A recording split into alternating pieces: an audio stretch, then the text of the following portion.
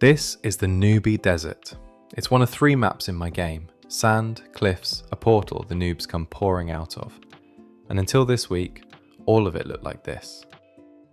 So I textured an entire map in an afternoon. Here's how. There are 3 maps in my game right now: the Skibidi Sewers, a toxic waste event map, and this one, the Noobi Desert. The Noobi Desert is the base map. It's the one with the base noobs, the standard versions of the enemies, before any event gets hold of them. It works the same way with the Chads. The toxic variant only exists because the standard one does first, which is why the desert is the one I have to finish. You can't build variants of something when you haven't decided what the original looks like. This map is the reference for everything that comes after it. And right now, the reference is flat, untextured nothing. This is the lane. It's the path the noobs walk down. This is the portal they come out of. And this is my base, the thing I'm defending. 3 of the most important things in the entire game, and you can't tell any of them apart. It's not that it looks bad, it's that it doesn't read. The entrance portal is a flag, the base is a blue blob, the lane is as bare as the ground it's drawn on. And past the edge of the map, there's nothing at all. You just stare off into an endless grey distance. Here's the thing, the last 2 videos I made one asset at a time. Prompt it, generate it, texture it, bring it in. That works fine when you need one thing. This is a whole map. Doing that one at a time would take me a week. So this time I did it properly. First, all the reference images. Every prop, the ground, the cliffs, the lane, the portal. These you do one at a time. There's no batch button for images. But you don't have to wait for each one. Drop a prompt in, and while it's rendering, start the next. Keep doing that and you've got a stack of reference art in one sitting. And then the step that actually does batch. Image to 3D, select the whole lot, send it, and Meshy works through them. Texturing is somewhere in between. You click each model and hit texture, and they stack into a queue and process one after another. Still manual to start, but you're not sat watching each one.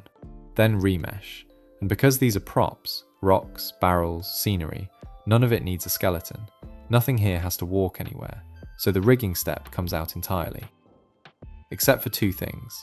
The ground and the lane didn't come from AI at all. A ground plane has to tile, the same texture repeating seamlessly across 100 units, no visible seam anywhere. A single generated mesh can't do that. It's one object with one surface. Repeat it and you see the join. That's the basement floor. Same tile, same crack, same drain, forever. I'll get to it, just not today. So the sand and the lane are photoscanned tiling textures from Polyhaven. Free, no sign up, and better than anything I'd have got out of a prompt for that specific job. 11 models, generated and textured. It would have been 9, but I made a second version of the cactus and the sun-baked bones. So if I need 3 cactuses out there, at least they're not all identical. 5 minutes for the images, 7 for the models, 10 for the remesh. The lane needed to read as a path, somewhere the noobs obviously walk, so you can see the route at a glance. The portal needed to look like something's about to come out of it, and the base needed to look like the thing you'd be upset about losing. And then the part that always takes the longest. Every one of these has to be brought in, placed, scaled, and actually put where it belongs on the map.